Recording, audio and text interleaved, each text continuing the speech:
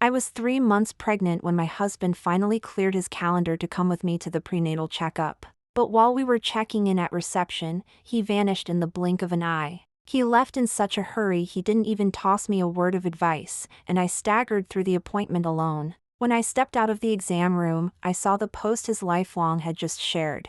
7 pounds 6 ounces, successfully unloaded.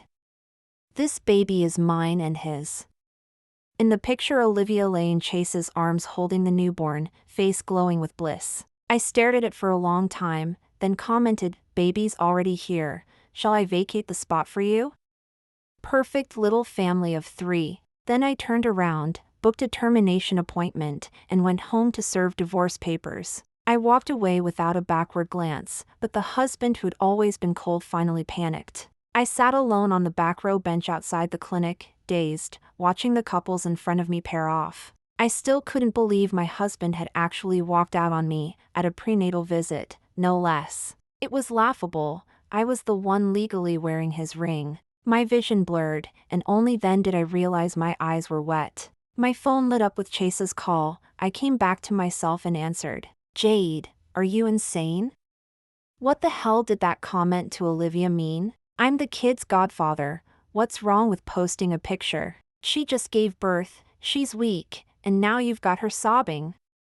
If anything happens to her, I'll never forgive you." He was hysterical on the other end, every word defending Olivia. I couldn't be bothered to listen. I hung up fast. A second later the phone buzzed again. Chase texting, "Delete that comment now. You can be dramatic, but know the limits." Olivia needed someone at her side after delivery. I left in a rush and didn't have time to explain. Which is more important, labor or a routine checkup?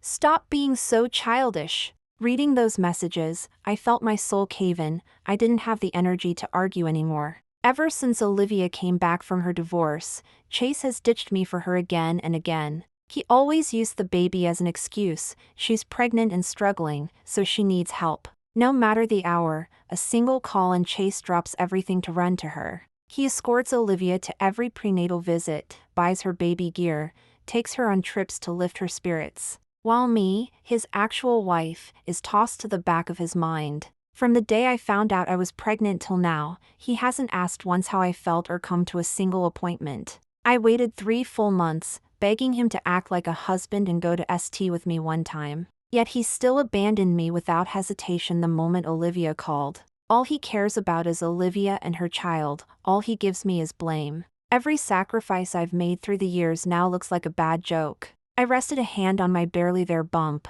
a sudden ache flooding my chest. If the marriage has become an empty shell, there's no point clinging to it. I opened my phone, deleted the comment, and booked the termination appointment. After the procedure, I went to my parents' house to recover and clear my head. Giving up this longed-for baby had taken every ounce of resolve. Once, I'd loved Chase so much I'd dreamed of having his child from the day we exchanged vows. But when I told him about the pregnancy, there was no joy, no excitement, barely a flicker of care. His indifference these past months finally drained my last expectation dry. A child unwanted, unblessed?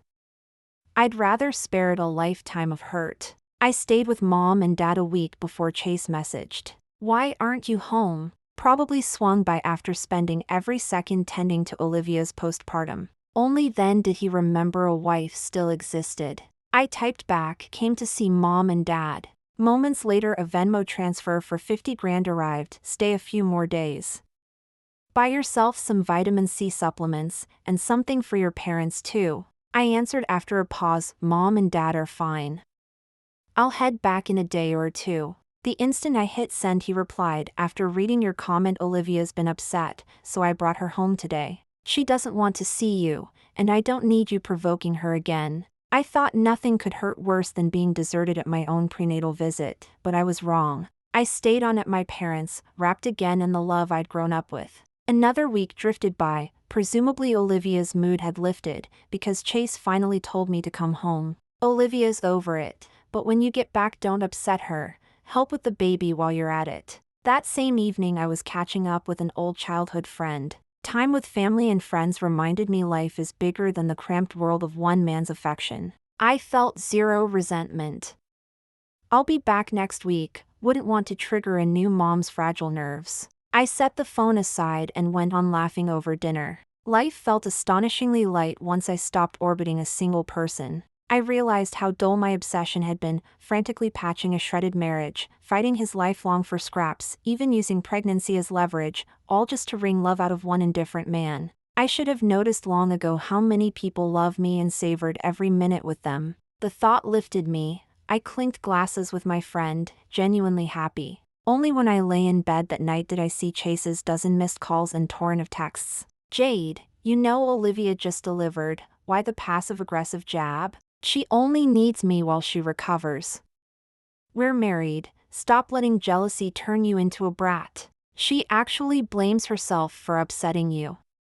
Why can't you consider others the way she does?" Sandwiched between his lectures was a message from Olivia, "Sis Jade, sorry my recovery is keeping Chase tied up. My emotions have been all over the place and it's making him worry, and you mad, I'm so sorry." I squinted at the screen and replied, indifferent, "I'm not angry. I'll come home after next week's get-together." Just before sleep Chase called.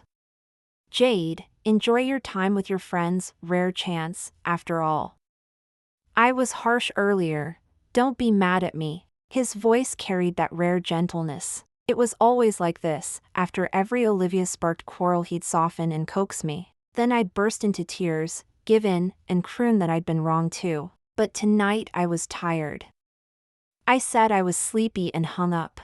I slept soundly that night. After a short trip with Mom and Dad, I came home 2 weeks late. The moment I stepped through the door, Olivia was curled against Chase on the couch, watching him rock the baby to sleep with a plush toy. When she saw me, the smile on her face froze. Chase's eyes, on the other hand, lit up.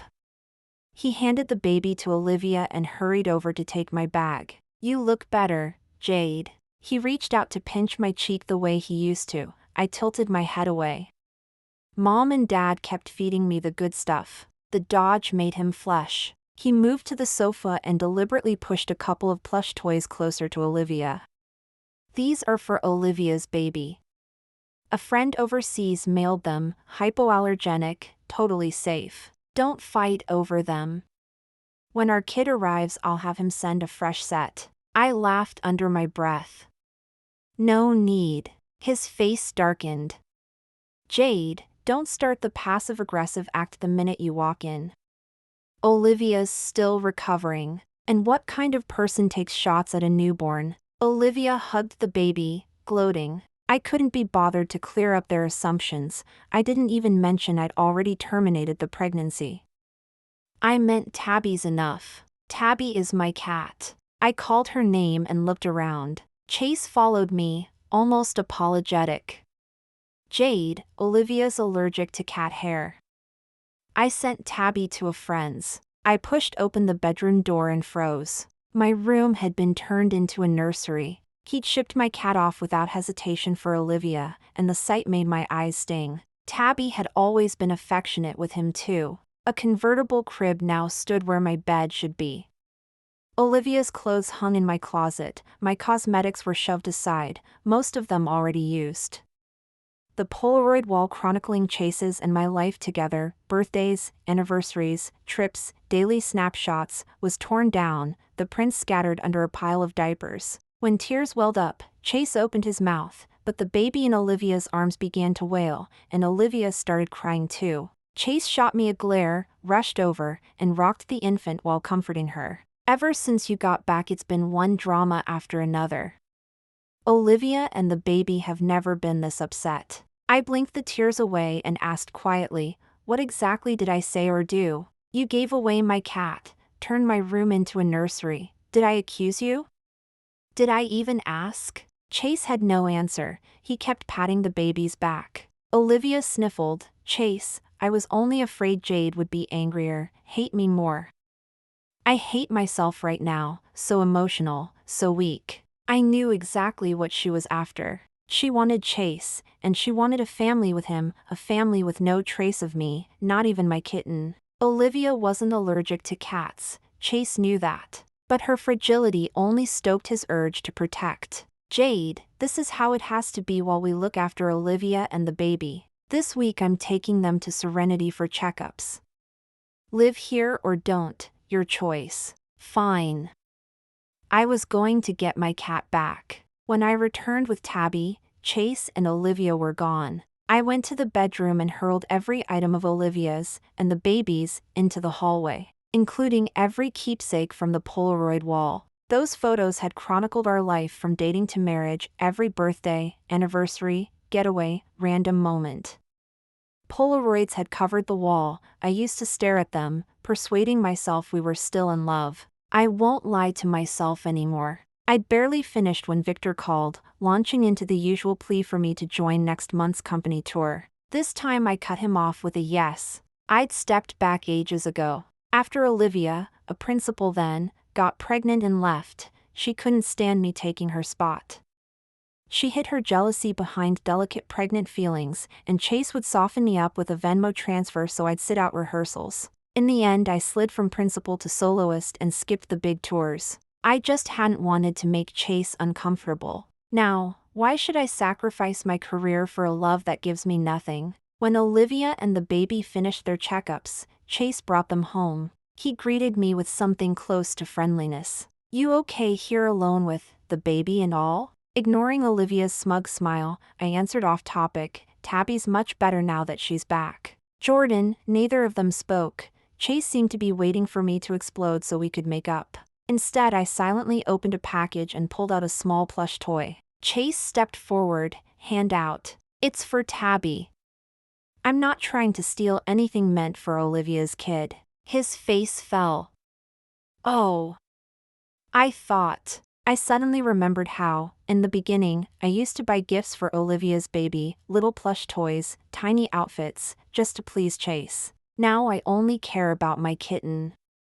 Chase, run to CVS and grab me a bottle of vitamin C supplements. When Olivia asked, he agreed at once, the way he always did, and she lifted her chin like a victor. I didn't care. I dangled the new toy for my cat. Chase came back laden with identical bags of prenatal vitamins, and Olivia's smile collapsed. Why'd you buy the same stuff for both of us? Good for moms and babies.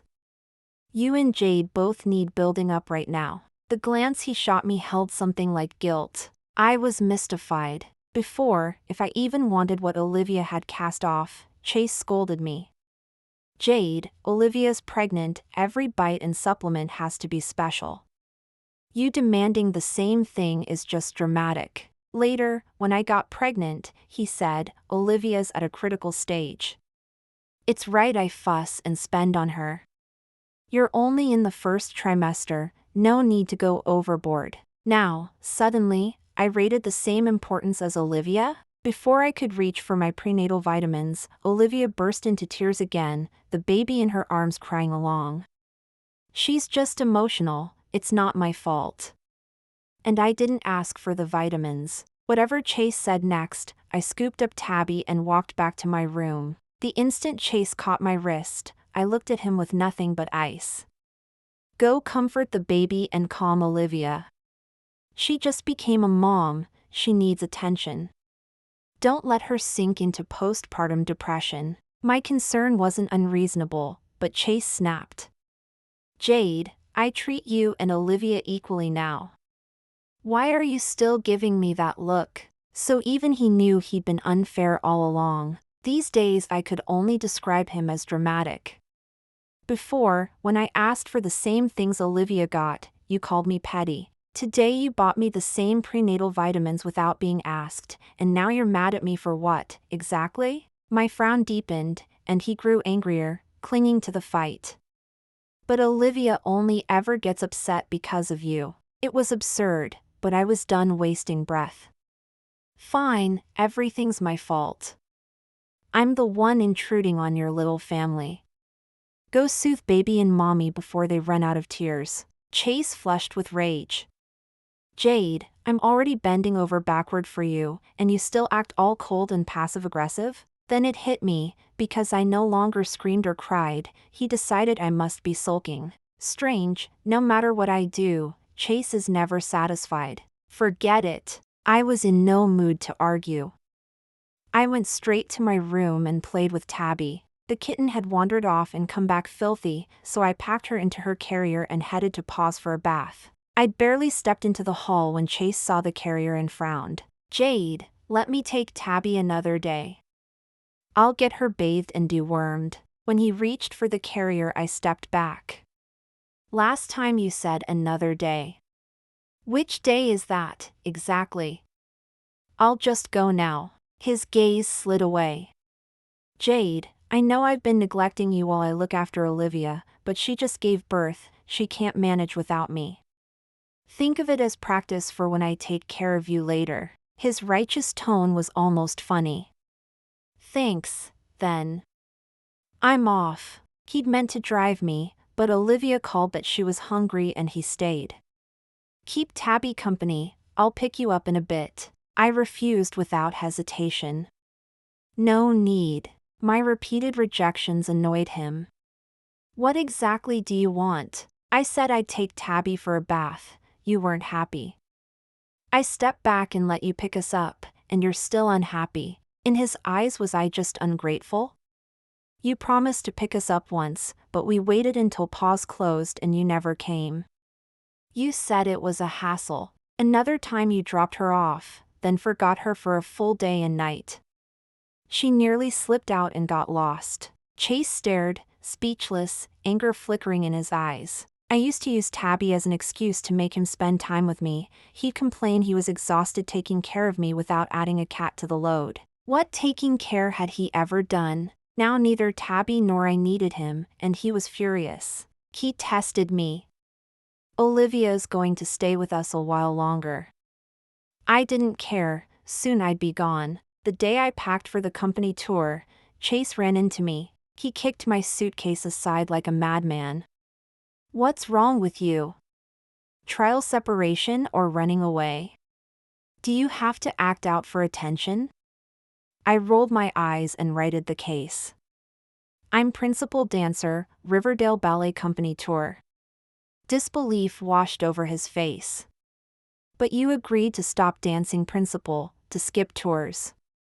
"What about Olivia? And you're pregnant, how can you travel alone?" Before I could answer, he lowered his head. Right, I was pregnant, yet he'd left me solo at prenatal checkups, ignoring me until he learned I'd gone to my parents. I was used to being walked out on. When we first dated, my debut as principal fell on Valentine's Day.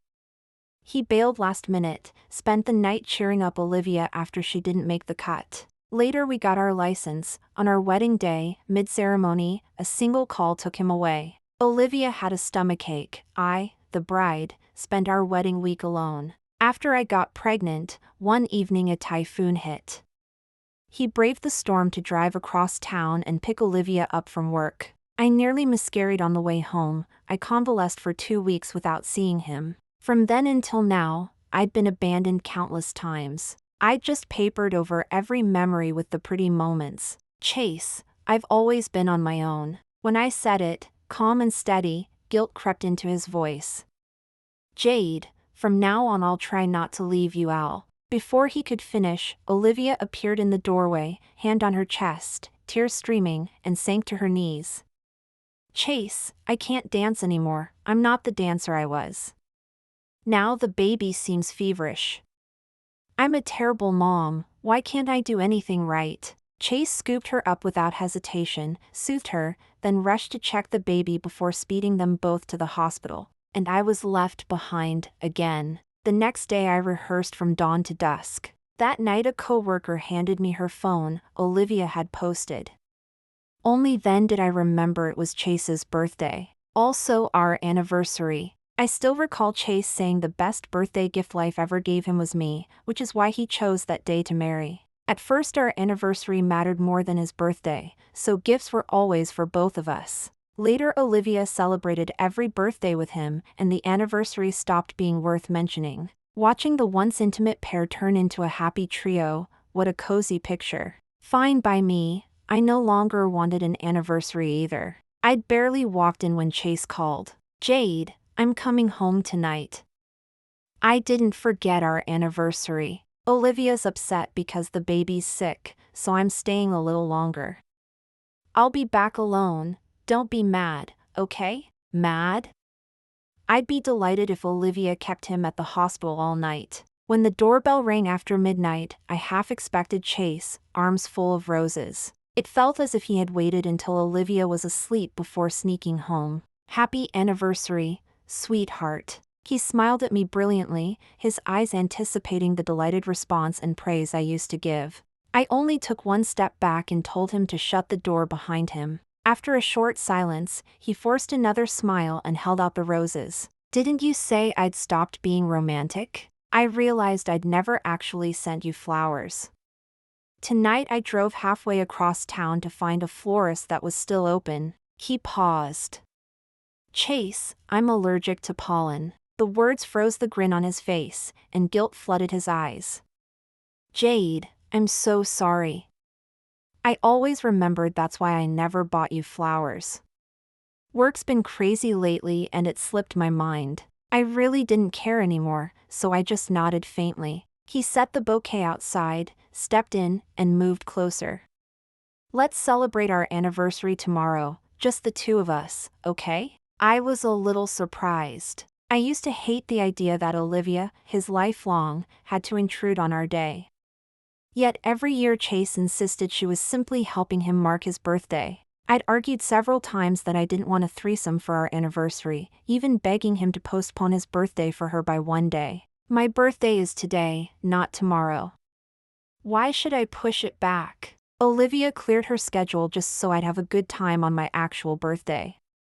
Why do you always have to spoil things? Last year those words twisted my stomach so hard I locked myself in the bedroom instead of joining their beach party. They ended up laughing on the sand, lighting candles, watching fireworks, while I lay at home in so much pain that I fainted, and his phone never answered. When Chase finally returned, he didn't even notice my cold sweat and white lips. Only after I came to and asked for medicine did he grumble. We could have had a great birthday, but you threw a tantrum and ruined Olivia's fun, so we had to leave early. Now that I no longer cared about his birthday or our anniversary, he suddenly wanted a private celebration. I shook my head without hesitation and threw his own words back at him. The anniversary is today, not tomorrow. Why postpone it? Chase's face darkened, but he didn't insist. During the days after he brought Olivia home, Chase actually grew more attentive to me. He prepared prenatal meals and lined up baby supplies for me, the same way he did for her. Olivia, on the other hand, lost her special treatment and broke down in tears every other day. Yet Chase no longer fussed over her. He'd coldly wait until she finished crying and ask if she digested her feelings yet. After he brushed off several of her emotional meltdowns, she stabilized quite a bit. When he told me Olivia wasn't as dramatic anymore, he seemed to be fishing for praise. I had nothing to say. I hadn't known Olivia was pregnant at first. Chase dashed to her place constantly, and when I caught him one day we fought. I accidentally bumped her and she bled. For the first time Chase screamed that I'd almost caused Olivia to miscarry, that I was vicious enough to kill their unborn child. From then on, whenever he stayed with me her stomach would hurt and her mood would swing, yet she ate and drank normally, and his sympathetic morning sickness was worse than hers. How fragile could she be? When I told him not to play daddy and cross boundaries, he scolded me again and again. Gradually, the baby in Olivia's belly became her sharpest weapon. Whenever Chase celebrated a successful performance of mine, she'd gag violently and demand to go to St. Catherine's. Whenever he tried to spend my birthday or visit my parents with me, she'd clutch her belly and blame herself for emotional outbursts that required company. After he abandoned me for her time after time, I was his wife in name only. He knew full well his concern and conduct toward Olivia looked exactly like a husband's. He just couldn't bear for her to struggle as a single mom. As for me, the title of wife was hollow. Luckily I woke up in time, whether child or spouse. If you can't hold him, let go early. I've always been able to manage on my own. During the weeks before the company tour, I treated Chase with the courteous detachment of a roommate, while he anxiously tried to close the distance. There had been a time he could dump me at a prenatal checkup, yet now he fussed over me and the baby and even booked my appointments early. The morning he showed up smiling with the checkup folder, ready to drive me to St. Catherine's, I was about to mention the termination appointment, only to find Olivia sobbing by the window with the wailing baby in her arms. Chase's face went cold. Olivia, Jade is pregnant too. You can't keep having meltdowns. From your divorce through pregnancy and confinement, I know it hasn't been easy, so I put you first and took care of everything. But Olivia, I'm not your husband. Jade is my wife, and the child she's carrying is mine. Olivia howled, disbelief flooding her eyes. Weeping, she edged even closer to the window, baby clutched tight. Olivia, cut it out. Stop using your child to fight for attention. When half her torso leaned outside, panic cracked Chase's voice. He flung the checkup folder to the floor, yanked her and the baby back, and swore to stand by them for life. Watching them glued together, I felt nothing. I dropped Tabby at my parents' and checked in on time at the hotel the Riverdale Ballet Company had booked for the tour. Before departure, the dancers still had endless details to nail down. Before I knew it, the meeting ran until 1 a.m. Back in my room, I found a dozen missed calls, all from Chase. I had no desire to answer, but the phone rang again the moment I set it down. Jade, this time Olivia really might have postpartum depression. I've brought her and the baby to St. Catherine's. I lost track of you. Where did you go? Don't be mad. Once she's stable, I'll take you to your prenatal checkup. No need for the checkup, I said coldly. I'm with the company. We leave on tour tomorrow. A short silence. I was about to hang up when he spoke again. I'll go on tour with you, Jade. That was new. Olivia was still in hospital, possibly depressed, yet Olivia first wanted to tag along on my tour. I laughed under my breath.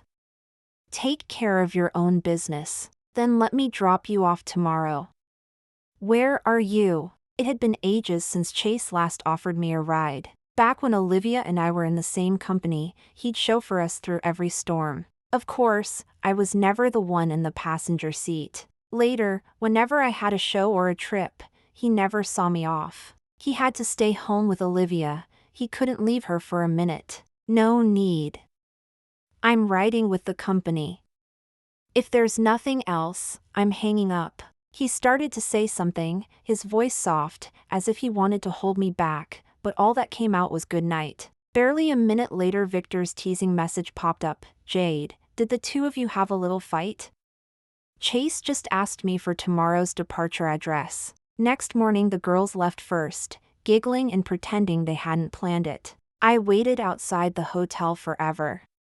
The sun was blazing, yet the wind carried a stubborn chill. By the time I reached the tour stop, everything was routine, no call, no text from Chase. The schedule was brutal. The company crisscrossed cities overnight. When I was busy, I didn't answer his messages, but every time I opened my phone, the screen was a solid wall of green. Jade, I didn't make it to the send-off because Olivia really needed me. Are you mad? Is that why you left without me? I'm sorry. I ordered flowers delivered to your venue. I also bought prenatal vitamins. Give me your hotel address and I'll overnight them. How are you feeling? And the baby?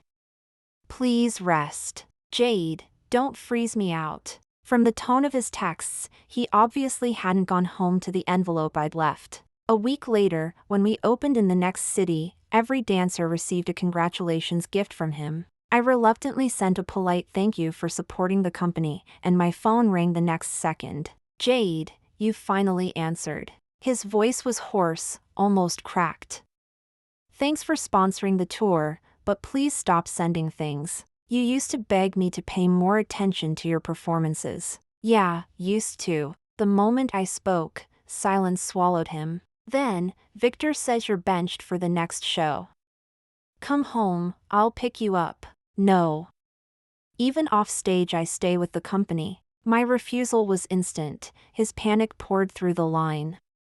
But Jade, next week is my parents' Memorial Day. My heart jerked. Chase's parents had taken their own lives. He'd never told me why. Every year on that day I stayed home like a good luck charm, waiting while he visited the graves. I thought that secret place was walled off from everyone, until I realized Olivia went with him every single year. I never made it inside his inner world. I just shook my head. I'm swamped. I didn't expect him to follow me to the next tour city. Jade, I can't live without you. Not just on their Memorial Day, every single day, I need you. The instant he saw me, he crushed me in his arms. I know I've been tied up with Olivia's pregnancy, but I swear I'll love only you from now on. Let's not file the divorce papers, okay? He'd opened the envelope, my signature already filled the divorce papers. I pushed him away, cold. Chase, I forgot to mention, after the last prenatal checkup I booked the termination appointment. He stood frozen for an eternity, then gripped my hand, tears streaming. Jade, you're all I have left. You loved me, you wanted this baby, how could you toss us both away? Once I'd begged him to love me, to love our child, to build the perfect family. But he'd already let go of me, so I let go of him. Under my steady gaze he didn't dare ask again, he only stared, broken. His phone kept ringing, Olivia's name flashing. When he finally answered, she screamed, "Chase, I don't want to live. Can you come see me and the baby one last time?" He still clutched my hand, voice flat, postpartum depression? Call a doctor. He hung up. I slipped free and walked back to the company without a glance. A quiet week passed. The next text from Chase said Olivia, suffering postpartum depression, had taken her own life. Doctors couldn't save her. Strangely, I felt only pity. She'd used the pregnancy again and again to pull him from me, yet in the end she still tethered her whole heart to a man. Pathetic. After that, Chase flew to every city on my tour. I simply bowed with the core, thanking him as one of the dancers. Eventually he even merged his company under the rival conglomerate so he could follow me from city to city. I knew he was trying to win me back. Since I filed the papers, our marriage had been living on borrowed time. I truly didn't need him anymore. The tour made me a sensation, and an international company offered me a Pacific crossing contract. On Riverdale's tarmac, about to board for the first overseas stop, I ran into Chase, same flight. He lugged huge bags stuffed with cookware and Chinese spice kits. "Jade, once we're abroad I can take care of you. You've got stomach problems, foreign food will wreck you. I'll cook every meal." I glanced at his boarding pass, the seat beside me. "Chase, that's not where you belong." His eyes reddened. "Even with Olivia gone, you still won't forgive me, will you?" I answered quietly, "Stop stalling the divorce. You know it's too late." He crushed the ticket in his fist, silent. By takeoff the seat next to me was still empty. Across the Pacific waited a brand new, dazzling life, mine alone. Thanks for listening. On a scale of 1 to 10, how would you rate this story? If you liked the video, please like and share with friends. We'd love to hear your thoughts in the comments. Don't forget to subscribe for more gripping tales. See you next time.